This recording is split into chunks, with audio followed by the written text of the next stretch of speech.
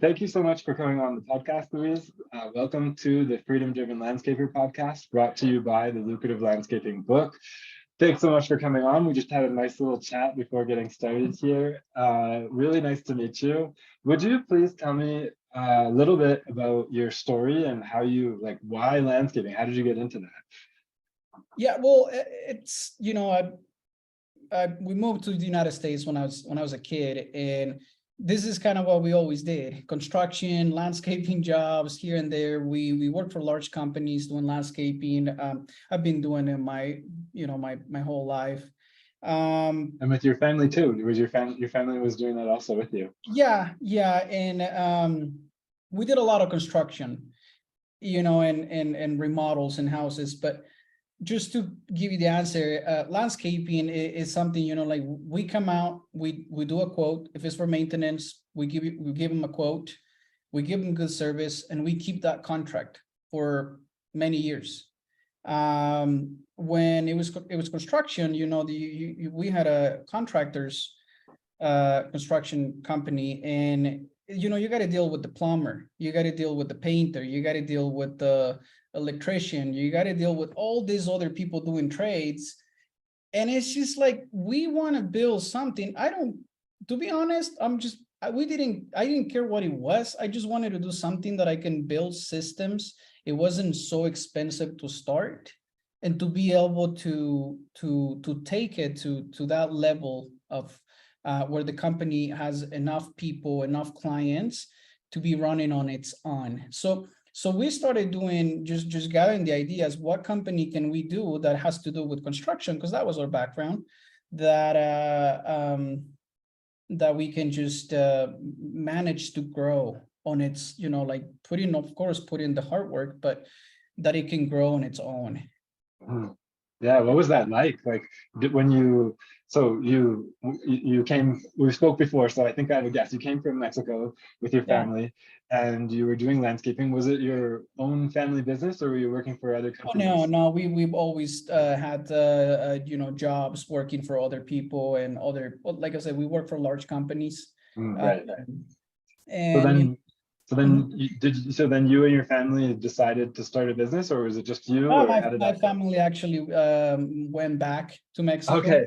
And I'm still here. My mom, it's right now visiting, but I just ended up staying here. And like I said, this is our third year, and sorry if you don't mind me interrupting you. I hate it. I listen to myself on the interview sometimes, and I hear myself interrupting, but there's so many things I would love to know.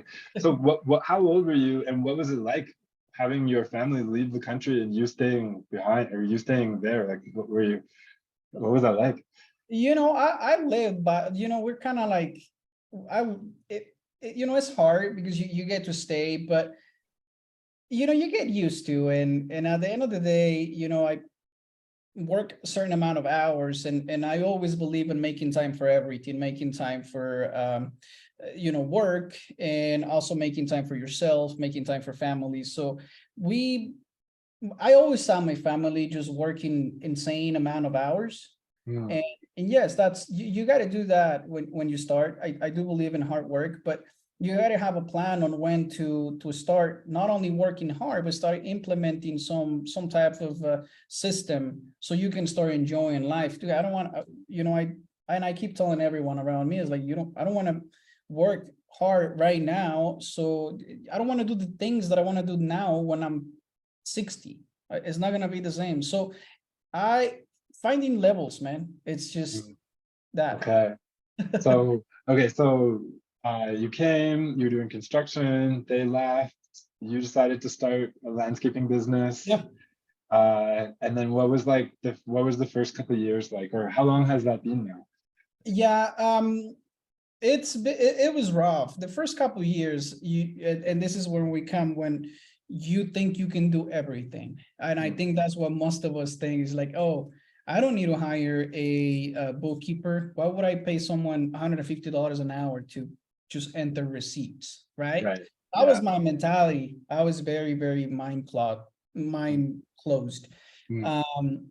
So I started doing everything myself, doing all my marketing, all my finances, doing some of the work. I had a couple guys that were helping me, and even when I transitioned, because before the landscaping, I was doing the construction. We already had a company, but it was bad.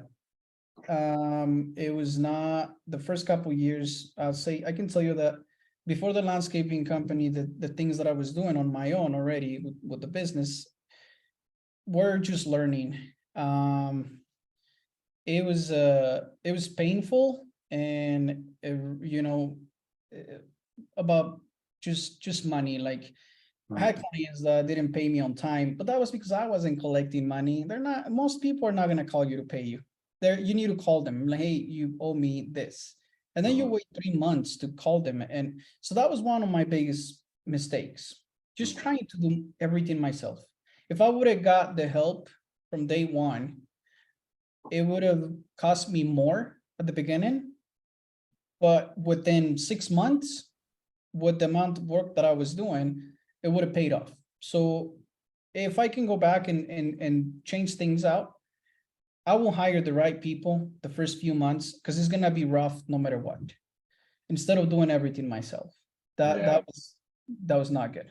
Yeah, that's tough. Yeah, no, a lot of people are in that situation. But what I don't know if it's typical, but what happens quite a lot is they get so overwhelmed by doing everything that they don't have the time and energy to stop doing everything. Do you know what I mean? Where it's like you're so tired and burnt out that you can't think clearly to be able to solve these problems. Like, how did you overcome that eventually? I kind of went really low. Yeah, yeah, me too. I've been there. You start getting really busy. You start hiring people, and then you still think you're in control. I was even doing my own payroll with QuickBooks. And I started missing payments on with the IRS. I started missing payments with the payroll taxes. And it got into a thing where, like, after 2 years, I was like, what did I do? And it was when I was like, that light in my head was like, shit, I am in trouble. The mistake is, again, when you try to do everything, and then there's good economy, you start getting all these clients, but I didn't have a system. So I was losing on some of my jobs because I wasn't checking on my employees how productive they've been. I wasn't checking how much material they were buying, and I started losing money. So, and then adding that to the fact that I wasn't getting paid when I was supposed to get paid, I had no lines of credit. Everything I did is always been just reinvesting money that comes in and keeping a healthy cash flow. So it was rough. I closed out that company, and then I hire a tax attorney. I hire a bookkeeper, and then I hire an accountant. Okay, wow. And So you did it all at once. That's well, you either you do things the right way, and I started reading a lot, started listening to people that did it, and stop listening to people that were just giving advice without having any background on business or anything. It started like finding the knowledge just to be able to connect with those people. I wasn't trying to learn anymore how to do bookkeeping or accounting. okay. I was just like, I just need enough knowledge so I can communicate with them, and know how things work. I don't need to be an expert. I just need to understand how the back end of a company works, how to manage your costs, how to manage your employees, how to manage your clients, and how to manage your time. If I'm just working, dude, I'm gonna be burned out. My girlfriend is gonna hate me. My family is they're not gonna want to be around me. And for what? I wasn't even making money. I was just stressed out.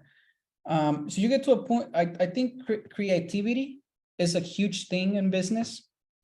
And for me, I lost all my creative side, right? So I was just busy. I was always busy, just running around. At the end of the day, I didn't know what I did. Right. So Yeah, no, that makes a lot of sense. I like what you said about the creativity, because I think that's one of the first things to go when you're burnt out. And when you're burnt out, well, there's sort of this idea that if you're thinking, you're stressed, because usually thought is problem solving. So the more time you spend in thought, the more time you spend problem solving. And then the more time you're spending problem solving, the more stressed you kind of are. So there's kind of this idea that if you're always having to be thinking really hard, you're kind of always in a stress situation. And if you're always in a stress situation, that's the antithesis of creativity. It kills creativity. So if you're like always on, always working, and you never have that time to step back, then you lose the creativity. And when you lose the creativity, it's just like you said, all that opportunity to find solutions disappears. So what would you recommend for somebody who's just totally maxed out? Maybe they don't have a lot of extra money to just hire a whole bunch of experts. And they're like stuck in that, some people call it like a check in a truck, where they're like, they're doing all the jobs, they're the whole company themselves.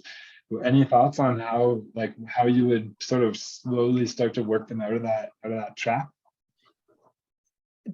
To me, I don't see a way around that.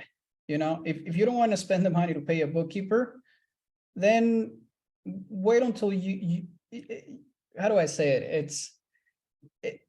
To me now, it's you have to. It's part of owning a business, and it's part of being an entrepreneur. Yeah. It's part of it, and you have to be smart about finances. Yeah. I get it. I mean, I when I started, I believe me, I did a lot of dumb shit. It's like having the title of one of my trucks, to get some money to buy a material for a job, right?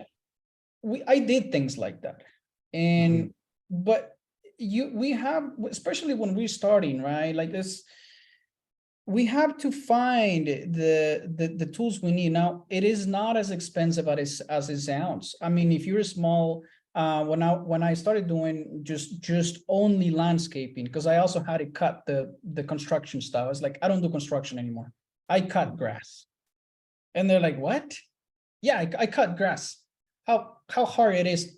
I can't mess it up. I don't have to wait for the plumber to, you know what I mean? It's, yeah, you can simplified your services. Yeah. And, you have 50 accounts, and a lot of us, we do like, okay, we do our own billing and we do this. We do need a bookkeeper to oversee QuickBooks. You have to use some type of software system, right? Yeah. And then a lot of people get paid cash. They don't like, I didn't like reporting or anything like that when I wanted to keep some from my Uncle Sam. But at the end of the day, you're building a business, and the better you can manage your books, it's huge. If you manage your books the proper way from day one, there is like legal advantages of how you set up your company to save on taxes, right? And if answering your question, I think when we're starting a business, landscaping construction or landscaping maintenance, the better we keep our books, the better we're gonna be, because you have to know where the money is draining, right? Yeah. What is our labor cost? So for that, you need an experienced bookkeeper, right? So I use this lady I met through one of my clients. She recommended, she's awesome. She understands accounting, right? So she gets everything ready for my accountant, right? You have to take advice from people that is what they do. It's that they're professionals at it. Whatever you hear from friends and other business owners that might not be doing well, they might look like they're doing well because they drive the newer truck. They're just making enough money to pay for the truck. Right. Does your bookkeeper give you advice as well? A lot of bookkeepers will just do the receipts and that's it. But do they actually give you advice too? It depends on the relationship you have with your team. You want to give them the freedom that they can give you advice. They're not supposed to, because they're not even an accountant. They're not going to tell you how to do your taxes. But that's what I'm saying. Relationships with them is they're gonna tell you, hey, Luis, you're spending a lot of money on this. You just kind of they give you the information you need so you can take the decision for them to execute. Right. Okay. And are you kind of asking them as well? Maybe it sounds like you're kind of proactive on it, where you're reaching out to them, some sort. Clearly, they know that you want some sort of feedback from them, or else they wouldn't be giving you unsolicited advice, right? So I guess that's how you've developed that relationship, that they're aware that if they see something that you want them to let you know. Yeah. Right. So you've mentioned systems a few times here. I mean, everybody knows what systems are. People think of them as SOPs or checklists, these kinds of things. So I have sort of a two-part question. One is, which particular systems have helped your business the most? And if maybe you could tell me a little bit how they work. And it might sound obvious and silly to you, but trust me, it's not. Like I had a guy the other day explaining like exactly what he looks at on his profit and loss and how he looks through it. It was super interesting. So if there's something like that pops to mind that you could talk about. And then the other thing I'm curious is, what systems are you looking to build and improve on now as you're continuing to grow? Well, systems for me, I mean, like how to manage my team. Because a landscaper, for me, my biggest cost is labor right now in Utah. So systems for me means, I have a CRM, I have Jobber, you're probably familiar with them. For my routing system, right? I'm able to take before and after pictures with that. I know how long they're spending on each property. And, I plug in that with QuickBooks. So that's part of my system. I can manage everything on those two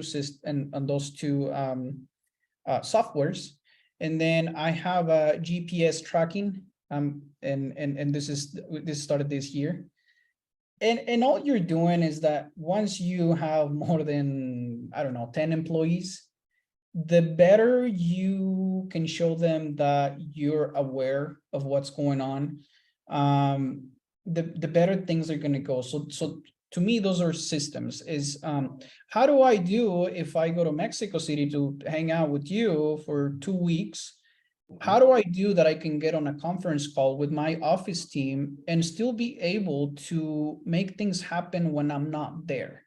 So that's what I mean by building systems. On a daily basis, as you're running through these systems, I think that it's hard to answer because it sounds so obvious, but do you have a process that you do at the end of the day? Or maybe you can tell me a little bit about how you look at the information in Jobber and relay that to the team. Are there any numbers in particular that you're always tracking, or you know what I mean? Like really specific. I do. As of right now, I've delegated all my tasks to my team. What I do, I'm doing sales now. The day-to-day operations are delegated to my team. Now, the way that how do I keep track of that? And yes, I do use Microsoft. I had a guy in Mexico. He does coding for Microsoft, and I don't even know the words he uses, but he's really smart. So yes, I don't know how to show it to you. I'm gonna try to. I actually keep them here. So I don't know how to explain this to you, but I keep my costs. I have a system.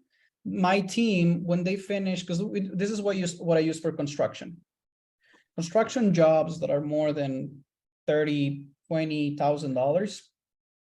What I do, I have my team, because I use Jobber, so I'm able to see how many hours each one of them spends on each job.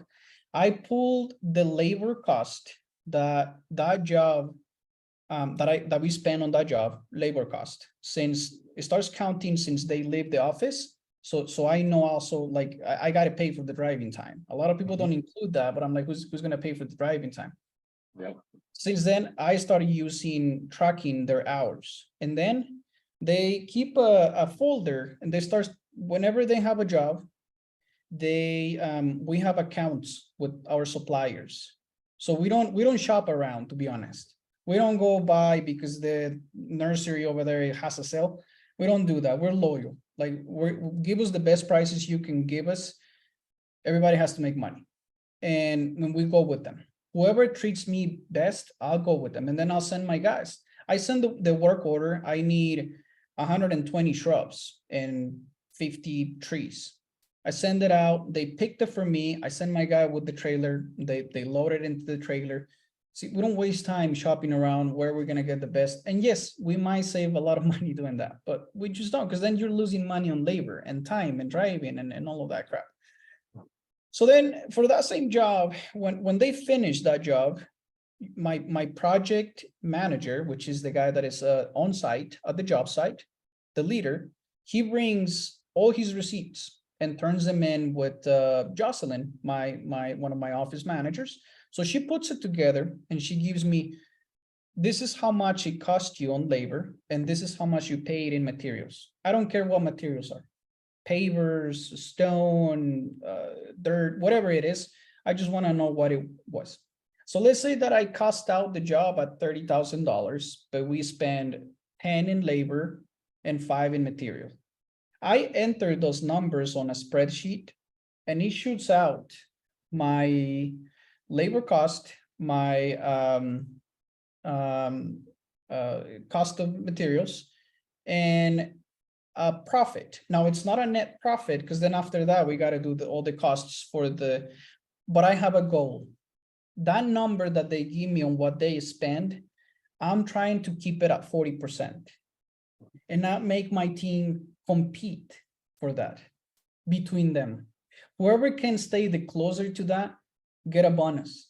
Why? Because after that 40%, I'm gonna add another 30% on insurance and trucks and all of that other stuff. So our goal for our business is to be able to walk away with 30% net profit, which is, I think, is ambitious. I think some people get it. It's just having very clear numbers. So that's how I do it for that. And I make them compete. I print out the papers and I make them like, you're at 43, you're at 55, you're closer to 60, you're winning. You're gonna, and it doesn't have to be much. Gift cards for, like anything that they know they're the ones that are doing the best. And we do something very similar to the landscaping crew. So we started doing that last year in the middle of the year, because I was losing money on labor. I was paying more on labor than what I was actually charging. I had prices very low. So I was like, okay, this is not good. We started doing that. The whole culture of the team just changed, because now they're competing between them, and it helps put the culture, and then it helps you as a business owner to know that if you know you're gonna at least make a 40% on those jobs, 50% on those jobs, you're gonna be making money. You're gonna stay in business when things get rough, because you have a good margin. So I think it's obvious, but just to clarify, you're competing the crews against each other, not individual employees. It's the teams. No, the crews. Yeah. No, that's really cool. Nice. And so how do you measure mid-job? Like how do you know when you're partway through a job whether or not they're going to hit the target or not? Do you know what I mean? Like, I guess they just have to sort of guess how far along through the project they are relative to their costs, and you kind of just guess it. Or the good thing about, because I have the experience, like I know how long it's gonna take. Right. And we're being really good at it. Now look at it this way: if I was to hire a salesperson that doesn't have the background experience costing out the job, they might have issues, because they might not know exactly how long it's gonna take.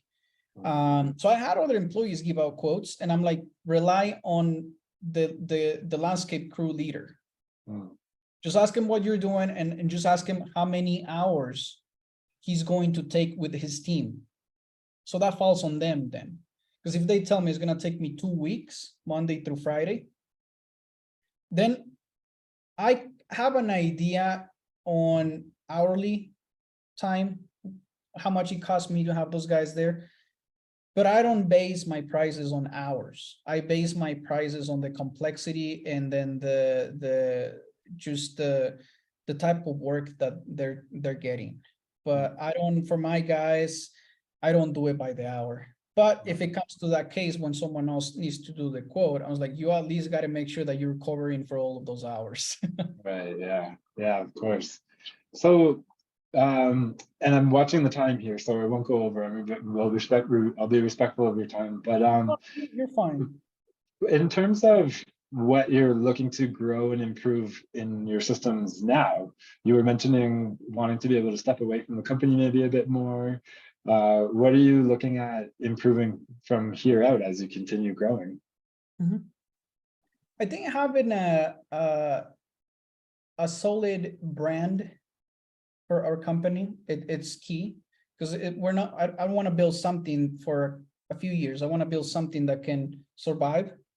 So right now it's we're doing marketing and building that brand for people to recognize that who we are and how do we want people to see us as a company that cares about the small ecosystems with each neighborhood, water saving techniques, and utilizing technology that we have now. The image that we want to give our clients, so we get our ideal client. So that's one thing that I wanna get better at it. And the next thing will be just solidifying our management team, right? Because I do the sales and I help with the day-to-day operations, but just having that solid team will be probably our goal for this year. We're not trying to grow any like as crazy as we've done in the last 3 years, because right now is the time to start shaving things out. What is the services that you make a profit, and what are the services that we just offer? Because back then we just needed things to do to stay busy, but now we're busy. We don't want, and it sounds bad, but we don't want to do the small jobs. We want to do the ones that we can have our team build beautiful landscapes, and that's what we want. Yeah. How you mentioned marketing at the beginning there. How has that been going in terms of accomplishing that goal of getting the higher end work and that kind of targeting? Have you done anything in particular for accomplishing that? You know what? Just knocking on a lot of people when they're gonna spend more than $50,000 on their landscape, they're gonna do research about you, right? And if it's hard, because how do we get there? They're not gonna give me the job if I have nothing to show them. All I have to say, if you have the experience and you're confident that you can build what they want to get done, if I have like a professional landscape design from an architect, give it a shot, right? You know, and whatever you need to do, I'm not gonna tell what to do, but whatever you need to do, just do it to get that job. And it's gonna be one that you're gonna be like, how do I price everything out? And do your best. And if you look, this is really bad advice, but you might lose money on a couple jobs, and it's okay. You just need to get to those jobs to start, but don't get disencouraged. You're gonna mess things up. You're gonna scratch your head and be like, how the fuck did I get to lose money on such a huge job or even a small job? Like, you're gonna mess things up, and it's okay. We all did, and I think all you got to do is just take what you learn and use that to train your employees. That's also another thing, like, pavers, take courses. Like there is companies that sell pavers that they give out free courses. Become friends with one of the teachers and then buy him lunch and then invite him to do your first job and then give him a few $100s to teach you guys how to do it proper. Like, my guys are smart and they're hardworking, but they did a job for pavers. And I told my guys, like, hey, that doesn't go like that. If you guys mess it up, you got to go back and fix it. Go back and fix it. It's supposed to be facing this way and you're supposed to do this. And I become friend. I took him to take some courses We got certified to do it. It's a lot of money. We paid a lot of money for a certification that a couple of my guys didn't pass it because they didn't speak English, but they were watching how to do things. I was like, it's okay. Like, don't freak out if you didn't pass it. You got the idea, right? And they're like, oh yeah, like we get the idea. Like, don't worry about the certification. You know, it's okay. But just try it. To get to those jobs, you have to try, because if you have nothing to show these people, they might get a little nervous to hire you. So you got to be confident, right? Take some samples of material, take a catalog for pavers, because those are the things that we specialize now. We want to do functional landscapes where incorporates gathering areas and pergolas and things like that. That's what we want to start doing more. But take the chance, I think, and don't be afraid. You will mess up. Yeah, no, I really like what you said about Get it that. right. Yeah, no, I really like what you said. That idea of kind of recruiting the paver expert into the company. That's a really cool idea. Yeah. Yeah, become friends with them. They're always trying to make money on the side. That's what they do. They're not gonna tell you when they're giving out the class. Just wait until they leave. Just go over there and be like, hey, we're doing this and that. I'd love to, get some feedback from you. Look, people like to talk about their experience. Come on, let's be honest. And most people want to teach when they see someone that is passionate about their job, about their trade. So for me, I went over there and I was like, hey, I'm doing this. I'm taking your courses. I'm paying for this here, but I'd love to see if you could come to one of my job sites and spend a few hours with us, just helping us out. And, maybe after that we can go get lunch and you can invoice me for your time. And you got to ask people. The worst thing they can say is no. Or this is the days that I can come out to you, and no, I'm not even gonna. I have people that is like, oh no, if you're buying from us, I'll just come out and spend some time with you guys. And all our team needs sometimes is reassurance. Just telling someone that like what you're doing is right, so they get that confidence, because that's a thing that you have to do it many times to become good at it. Anything. We did the same thing with artificial turf. I'm not a big fan of artificial turf, but a lot of my clients are asking me, a lot of my commercial properties are doing little mini golf courses. And then it's a thing that they're, like, we want to build things out. I wouldn't change your fresh sod for artificial sod. I can't speak. But it's things that you can utilize them to make activity areas for your clients. And I did the same thing. I installed a couple in last year, and I was just like scratching my head. I was like, I used to install carpets, right? So when something doesn't look right, the grain, the cuts, the when you put them together, when you cut them, and it's like, this is not even close. I'm not. And then I called my guys like, hey, the guys did this. It's like, okay, well, you guys want to get a certification with us? I'm like, of course. And again, I feel like that's a waste of money. It's like no one has ever asked me for a certification of any of that. I told this thing. I took his course the whole day. My guys just over there like, oh, this is so boring. And then I told them the same thing. Look, I have a couple jobs coming up. One of them is like a high-end thing. Can you come out and spend a couple hours with me? And then he's like, of course, I'll do it. And I'm like, yeah, you can invoice me. He did invoice me for his time, which is totally fine, because it's his time. Nobody wants to waste their time with, like with us out there. But that's it. Become friends with the guys that know how to do it. You don't need to know how to do it. Just find. There's a lot of people out there that are willing to come in and teach you, and if you take care of them. That's really good advice. I really appreciate that. Do you have time if I ask you one more question before we wrap up? Yeah, I have time, dude. I planned until 4. Okay, great. So I'm curious about how your experience with marketing has been, because I see I really like your branding. Your shirt looks great. And I can see some branding in the background there. So how has that been with, do you do SEO and paid ads and all that type of stuff? Or are you more word of mouth, or how has your experience been with that? I didn't start paying attention to marketing and branding until lately, where I thought that I couldn't pay. Okay, I'll be honest with you. I got quotes. I couldn't pay for that. See, that's one thing that I was like, oh, I can probably do that better myself.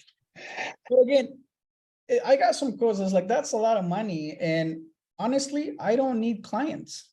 Phone keeps ringing. We're booked until August right now. And I don't want to add any more crews right now, because like I told you, I want to make sure that what I have is solid and that these guys can train other people. As of right now, the way we have it right now is good, because I want to make sure that I can get that profit at the end of the year so I can go hang out with you. So marketing, it wasn't until we got our website, we hired someone in Colombia. We subcontract everything out in Colombia. She did the design, and then she had a guy over there. I got quotes to build a website for like 13, 16, 20 something $1,000 here. And I was like, yeah, that's not gonna, I can't pay for that, dude. Like I'm everything I make, I put it back into the company. So I didn't think that was important for me. So I did more research, and I had a friend, a buddy of mine, CJ.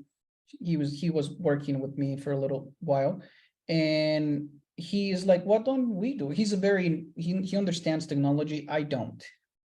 He's like, will you help me put it together? We hire someone in Colombia. They build out the website. They did the design. She has built out a lot of marketing material for me that I'm not even using. I hired another company to do, I did a 6-month contract, and they're like, what do you want from it's a marketing agency. It's also a friend of mine that is starting his marketing agency, but they don't understand our industry and the image that I want to give, like kind of like I told you, like water conservation and things like that. So he subcontracts also people in Colombia to do Facebook posts and social media and things like that. So it wasn't until 6 months ago that I started trying things out with that, but more was for people to recognize Works as the company that is leading, the local company that is leading water conservation and functional landscapes. You know, we want to build something that we can make a profit, and also that we're doing the right thing. And if we can do both, then everyone's happy, because you're helping with the change, and it's okay if you can make a couple dollars on it. But Utah sits in the middle of the desert. Now we still see everyone around here getting all these plants from Washington and Oregon, and we try to educate our customers. So that's where we're trying to get. The state of Utah is pushing for water conservation. They're pushing for native plants. They're pushing for smart irrigation systems, activity areas outside of the house. Like, bro, that's us. That's what we do. We're your company. Come to us. A lot of the companies locally in Utah still think that it's a political thing, that water, we have plenty of water. So we just want to take advantage of that. And we like doing those things. I love seeing, you know, when I get a call from a client, they're like, hey, we want to do a functional landscape. We want to have, we still want to have grass, but we want to incorporate a path with pavers, a pergola for my family to come out and hang out, a small fireplace outside, a small kitchen outside, planter boxes for my vegetables. And then we put up some beautiful landscapes. I subcontract my design. I don't do the design, but I subcontract that out. So we put all of this together, and I just never took pictures of the things we did last year. So this year I bought a camera and I got a GoPro. So now I'm trying to get more involved on that. So that's why I delegated a lot of the management to my team in the office, because I want to get that idea rolling. So when I hire the person, they understand where I come from and where I want to go. So I think most marketing agencies, they want to sell what they have already instead of listening to and as I told my buddies, like, bro, you got to listen to what I'm telling you. And I get it. It's the same thing with the landscaping jobs. That's why I get a design. So my employees do exactly what I told my client. I told him, whatever, if you need to do a design for your services, do it, but you're posting shit that doesn't make sense on my social media. I don't even want to look at it. And it's funny. I was like, bro, just use AI. Why are you breaking your head translating from Spanish to English? Just tell AI what you want. Dude, use fucking technology is out there. So yeah, that's that, man. Yeah, cool. Well, no, Luis, like, mucho gracias. Like, seriously, thank you so much for coming and speaking with me today. Thanks for having me, and I'll talk to you soon, okay?